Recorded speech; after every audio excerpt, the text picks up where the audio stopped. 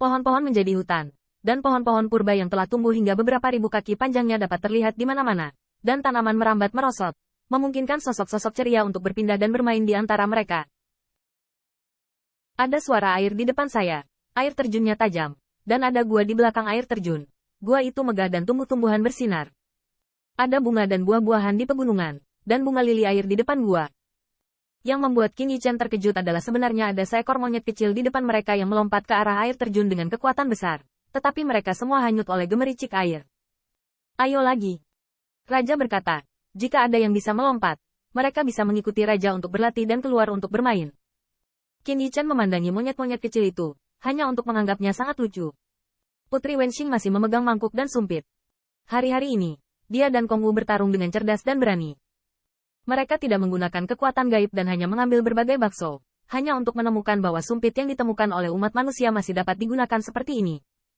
Hanya air terjun di depannya yang membuat Qin Yichan bingung, tetapi monyet kecil yang ingin mencoba sudah merasakan kedatangan orang luar. Hei, siapapun yang datang, tolong laporkan namamu. Ketika saya melihat seekor monyet kecil mengeluarkan tongkat kayu dari telinganya, dia menunjuk ke arah Qin Yichan. Semakin banyak monyet kecil menggali keluar dari semak-semak, dan beberapa ekor tergantung langsung di tanaman merambat, menggantung di atas kepala mereka. Dalam waktu singkat, Qin Yichan dikelilingi. Tidak sampai gua di dalam air terjun melemparkan lubang buah dan menghancurkannya di belakang kepala monyet kecil, dan baru kemudian dia melihat air terjun, dan tawa hangat datang. Cupu. Bai Guanxing tersenyum ringan. 7 bersaudara. Booming. Air terjun yang mengalir dari langit perlahan membuka teratai air, dan Qin Yichan melihat cahaya kemasan. Monyet keluar darinya. Hanya saja monyet ini memiliki 7 lubang dan bersifat cenayang, tersenyum liar di pegunungan. Ekornya terangkat seperti langit, dan setiap helai rambut di tubuhnya memancarkan kehebatan yang luar biasa. 7 saudara, sudah bertahun-tahun tidak melihatmu, cucu monyetmu semakin banyak. Ini adalah teman lama Bai Guanxing, dan karena dia adalah teman lama, wajar saja jika dia cocok. Saya tidak belajar ini dari Anda. Ada Nuwa membuat orang di depan saya, jadi saya tidak diizinkan untuk memelihara sarang monyet dan cucu. Monyet menggaruk punggung tangannya, dan kemudian membalik di udara. Cahaya kemasan tiba-tiba muncul, seperti batu yang berguling, dan langsung jatuh ke sisi Bai Guanxing. Telapak tangan yang ditutupi dengan rambut monyet emas bertumpu di bahu yang terakhir. Akhirnya di sini. Terakhir kali saya mendengar Patua Fusang mengatakan bahwa Anda berada di alam semesta kuno, dan dia tidak mengatakan bahwa dia datang kepada saya. Tidak ada kesetiaan. Bai Guanxing tertawa, terlepas dari rambut monyet yang lebat menempel di jubah putihnya yang ramping, dan dia memeluk monyet itu dengan erat. Jadi baru kali ini aku datang, bukankah yang pertama menemukan Brother Seven? Masuk dan katakan. Hehe, masuk dan katakan. Saya melihat monyet berputar di sekitar Bai Guanxing dan bahkan menatap Qin Yichan. Setelah beberapa saat, ekornya terentang dan kait emas menggantung terbalik, dan kemudian dia muncul di sampingnya lagi dan lagi, hampir tanpa jejak. Qin Yichan dapat mengatakan bahwa monyet ini tampaknya menderita ADHD. Suara mendesing. Setelah terbang di atas tirai air dan memasuki gua, Qin Yichan hanya merasa bahwa ada sebuah gua. Monyet bermandikan cahaya kemasan sedang berkultivasi. Dengan kedatangan Qin Yichan, air terjun ditutup lagi hari itu, hanya untuk melihat monyet-monyet kecil meringkuk di sisi lain air terjun. Xiao Bai. Siapa itu? Idiot. Tentu saja dia adalah putra Bai Ze, Tuan Bai yang paling cerdas di dunia. Qin Yichan diam-diam terpana, hanya berpikir bahwa kontak Bai Guanxing terlalu luas. Dan dia juga baru saja memperhatikan bahwa monyet-monyet kecil yang tampak hidup, pada kenyataannya, masing-masing memiliki kultivasi diri. Dan mereka mencoba untuk melompati air terjun, tetapi mereka hampir selalu tersapu oleh air terjun, yang menunjukkan bahwa air terjun ini juga luar biasa. Air terjun berubah menjadi tirai air yang luar biasa, dan gua di balik tirai air secara alami luar biasa. Qin Yichan memandangi monyet-monyet yang sepertinya bisa memasuki gua dan mengikuti mereka untuk berlatih kultivasi dan memenangkan kehormatan. Sepintas terlihat celah antara monyet-monyet ini dengan yang di luar. Rambutnya mengkilat, pinggangnya sekeras batu, atau sorot matanya yang begitu terang hingga bisa melihat api. Alis yang tidak bisa tidak dilihat oleh Qin Yichan. Xiao Bai, duduklah. Saya tidak mengerti aturan di luar. Di sini, makan pisang.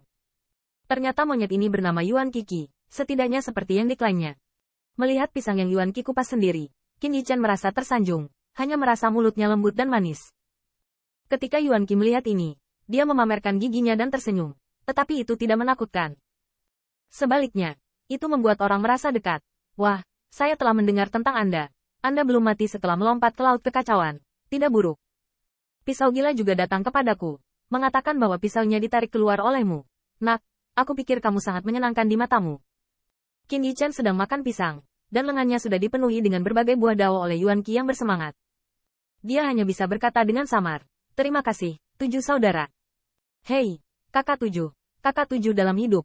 Mulai sekarang di alam semesta kuno, kakak akan melindungimu. Putri Wenxing juga menjadi cukup berperilaku pada saat ini, membungkuk untuk memberi hormat, dan tersenyum manis. "Terima kasih, saudara 7. Yuan Qi tampaknya sangat berguna. Dia membalik beberapa jungkir balik di atas singgasana sederhana yang terbuat dari batu sebelum meregangkan kepalanya dan mendekati Putri Wenqing dan Hua Daoro.